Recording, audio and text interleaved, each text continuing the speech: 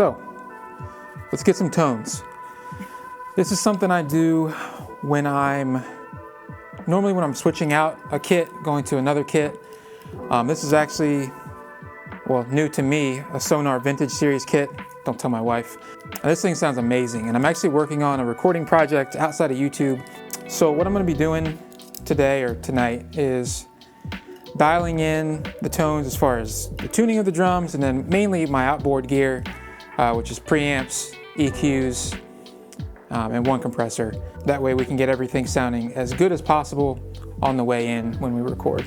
So to give a quick rundown on the gear here, Sonor Vintage Series 13, 16, 22. This is a, probably can't see it, a Ludwig, the Acrophonic 14 by 6.5. This is maybe my favorite snare that I have. I know that I literally made a video that says the Black Beauty is the greatest snare of all time. That was definitely my most versatile snare, but this one, I just love the way it sounds. Cymbals are Cymbal and Gong. I kind of like recently found them a few months ago. I think I was kind of late to the party with them, but 16-inch hats, 24-inch ride, 22-inch crash ride thing with rivets in it. Sounds really cool. And then a 20-inch Byzance Foundry. Microphones, Audio Technica ATM 25s, Beyerdynamic M201, Shure 57 on the bottom, and the kick drum is the SE V-Kick, and out is a Warm 47 Junior. I think you can see that. Yeah, you can see where that's at on the outside kick. And then SM7 on the hi-hat, but what is the hi-hat mic even doing? Nothing. Overheads, Lauten Audio LA320s, Cascade Fathead, ribbon microphone, and then you can't see it, but outside of the kick drum, maybe like 4 feet, only about 1.5 feet off the ground, is another one of those, pointing right at the kick drum. And then my room mic is up against that wall over there, which is only like 12 feet away, under my desk, pointed away from the drums and kind of down at the ground. So basically just trying to get the least amount of cymbals and the most amount of distance on my room mic. That's all the mics I have. So for this process, what I'm gonna do is basically just kind of go through one by one, kick drum, snare, rack tom, so on and so forth. Go through and get the sound that I'm trying to get, or at least the sound that I'm hearing in my head. I'm trying to get that sound as close as possible before anything hits my DAW. That's the goal. You're obviously not gonna get there. You're still gonna do things with plugins, but if I can get it sounding as close as possible to what I'm hearing in my head before all that, then that's gonna be even better. So basically I'll just go through each thing, what I'm doing on EQ, and then you can hear it as I go. I've already gain staged everything, all my microphones. Basically what gain staging is just setting the gain, the input and the output on the preamp so that when it hits my interface, it's living around -6 to -9 and peaking hopefully around like 3. I have most things in that range. First step in this process always is to get the drums sounding just to your ear, sitting behind the kit as best as you can. This snare, I would say, I have it tuned medium. The toms are probably tuned like medium low. That's normally where I like toms. And kick drum is pretty low. I mean, there's very little tension on the front head, front head and the batter side head. So yeah, let's start going through. I normally start with the kick drum. I'm just gonna solo it. And I have my EQ set to whatever they were set to when I was using my my copper kit. Some of them might be good, I don't need to touch anything, but we'll see. So we'll start with the kick drum here. And this is specifically gonna be the kick-in microphone right here. So, oh, also another thing, I'm using headphones for this instead of my in-ears. You wanna use something that is as flat as possible. My in-ears are pretty hyped in the mid-high frequencies.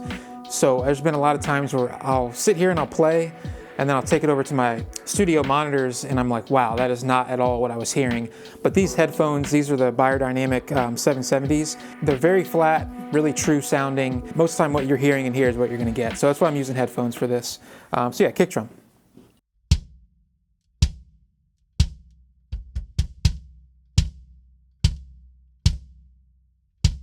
Okay, so my kick drum is going into my Heritage Audio 73 EQ. What I'm hearing off the bat from this is there's a lot of top end, a lot of beater attack, which I want. I'm not getting a lot of bottom end. I think I'm gonna add a little 60 hertz to this. If you're a drummer that records yourself, you understand the struggle of doing what I'm doing right now. I mean, it's a lot of cardio. You're like, you're up, you're back down, you play it, you're like, oh, I need whatever. Then you get back up, walk over there, come back, you're like, oh, I went too far. And then so, obviously I'll shorten this up, but this is the life of a drummer that records himself.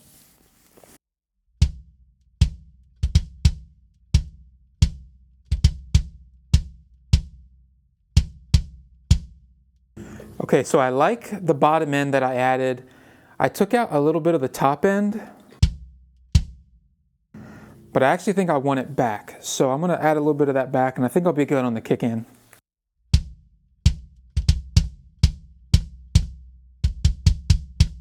Yeah, I love that right there. So, all right, let's go to kick out.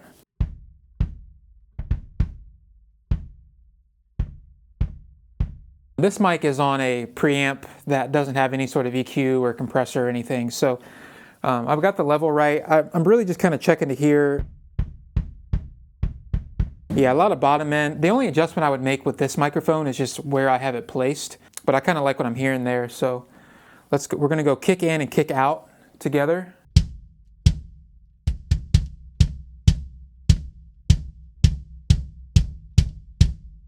Yeah, that sounds good. It's kind of hard to check phase through these. I probably have to record, you know, a pass and then check phase on those two microphones. But yeah, that sounds good. So we're going to move on to the snare now. And by the way, my kick out mic was going into a Universal Audio 4710D mic preamp. So the snare, I don't have any dampening on it, surprisingly. I normally do. But when I tuned this head up, it sounded great. So I don't have anything on it, but let's see what we got.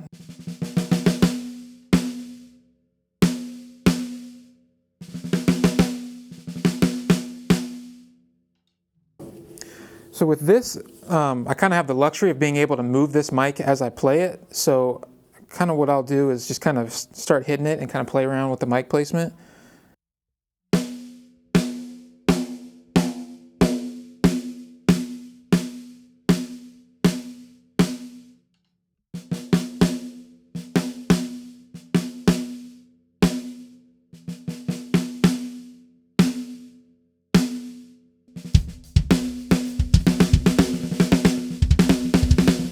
Okay, I like what I'm hearing there. Basically all I did was I lowered it a little bit to get it a little bit closer to the actual head. I did that because I wanted a little more bottom end, so a little bit more of the proximity effect. And then I kind of have it pointing pretty much right at the center. And it's about 4 fingers off the top head. As far as what I'm hearing, it sounds really good. There might be a little bit too much low mid. This is running into my 500 series rack that I have. It's a Capi VP26 preamp into a Trident EQ, and then into the DBX 560 compressor. So there's kind of a lot going on with this. I do that because it's the snare, and that's, you know, that's kind of the bread and butter of your drum sound.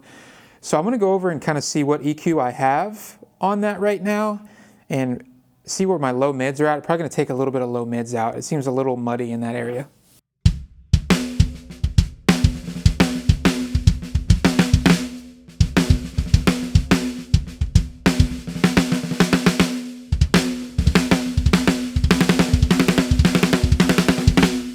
Okay, I really like that. I think I want to keep that. I put the kick drum in because I do like context of kind of how everything is sounding together. But basically what I did, I had a little bit too much 120, so I backed that off. I still have it boosted, but just not as much as I had it boosted. I cut about 400 in that range. And then before I actually had the high mid set on 1K and I was cutting, I actually moved it to about 6K and boosted it, which I think is probably the biggest move I made. You can kind of hear that, like, that smack. Which I'm liking that a lot. And then there's also a little bit of 8K added on a shelf. As far as the compressor, I'm not doing a lot. I'm watching it here. It's only a few dBs of compression. I can kind of hear it too. It's really letting that smack come through, and then kind of the sustain of the snares kind of has a little bit more life to it, which I love.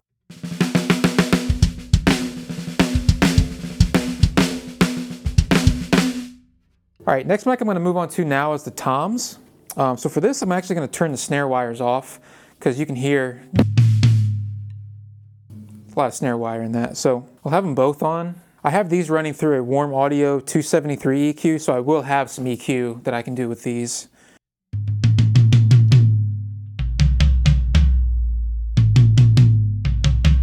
So I like that. They're a little too like boomy for my taste. I'll have to see what I added in the low frequency range, but I'm probably going to take that off. Definitely the rack tom.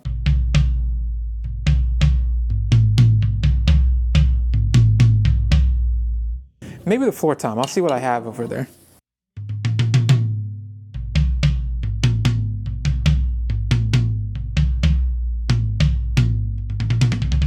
Main change I made, I was boosting 220 on the rack tom. I switched that over to 110. I think I'm going to keep that boosted, but just take it back a little bit. I added a little bit of 10K on the floor tom to get some more attack.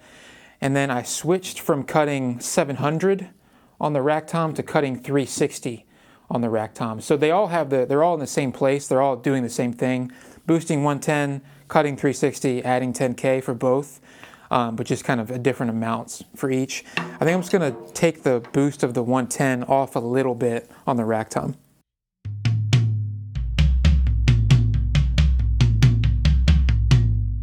Yeah, that's good. Other thing to note too, I have the high pass filters on at 80 for the rack tom, at 50 for the floor tom, and then also on the kick drum, on the Heritage, I was high passing the kick drum at 50.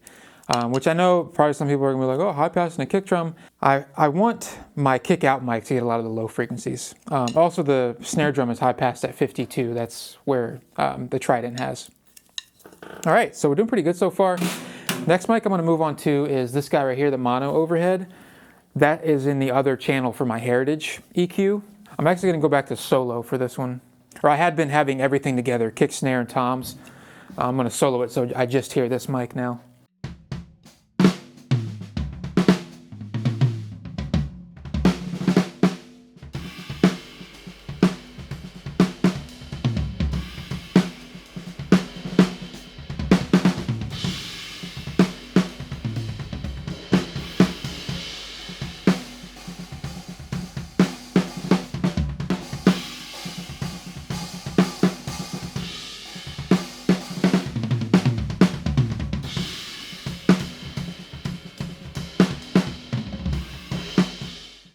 It sounds a little muddy to me. I mean, that's kind of the nature of ribbon microphones. I'm gonna go see what I have going on EQ-wise, see if maybe I can clear it up just a little bit.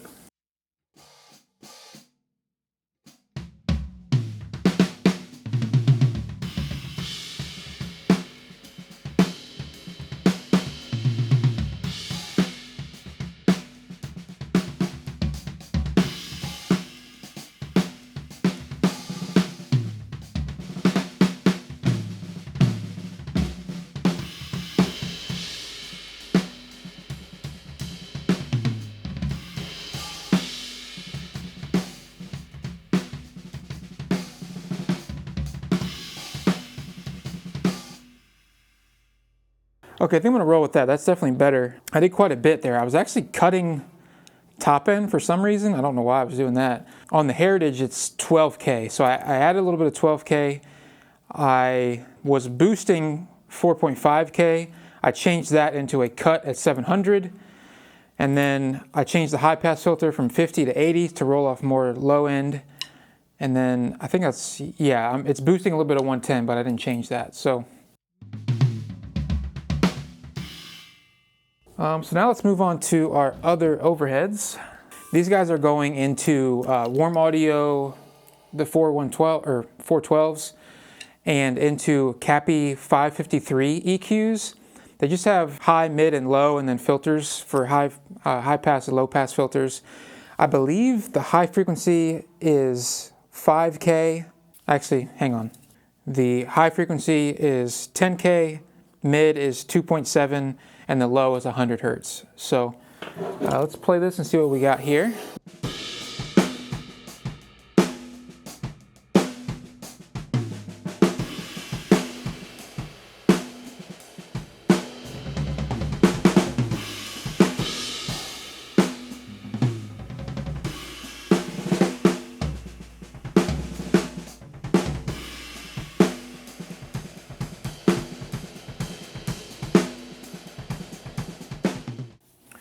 So I like what I'm hearing here.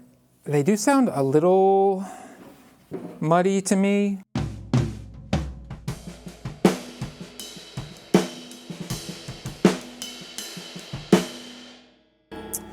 but I don't know if I'm going to be able to fix it because what I'm hearing is above 100 and it's definitely below 2.7. I am going to go take a look and see what filters I have on it.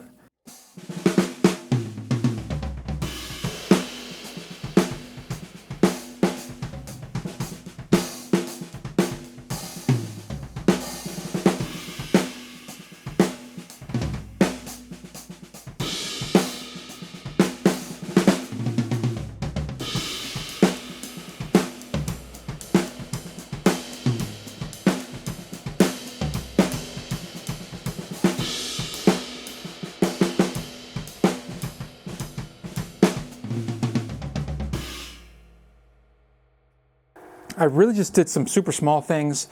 The boost at 100, I took it down a little bit, and I was filtering, low pass filtering at 12K, so rolling off the top ends. I actually switched that to 22K. I don't know why. I think human hearing is only 20 to 20K, but anyway, I switched that to 22K to get more of that top end through. That kind of seemed to clear up the mud by adding the top end. Funny how that works. So yeah, that sounds better. So that is pretty much, yeah, that's everything that has any sort of EQ or compressor on it. So let's just put everything in. We'll try to get a mix here.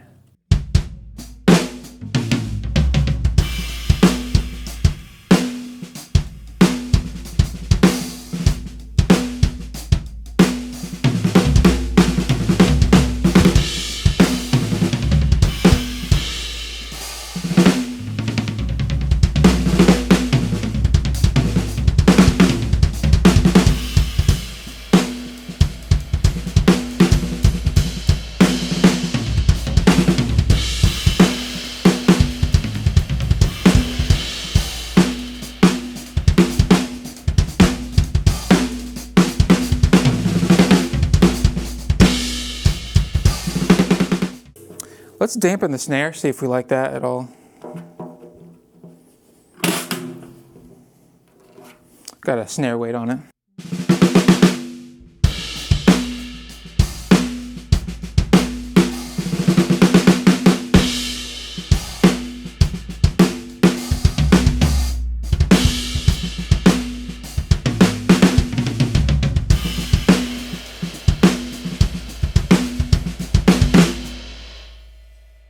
Let's maybe cut that in half.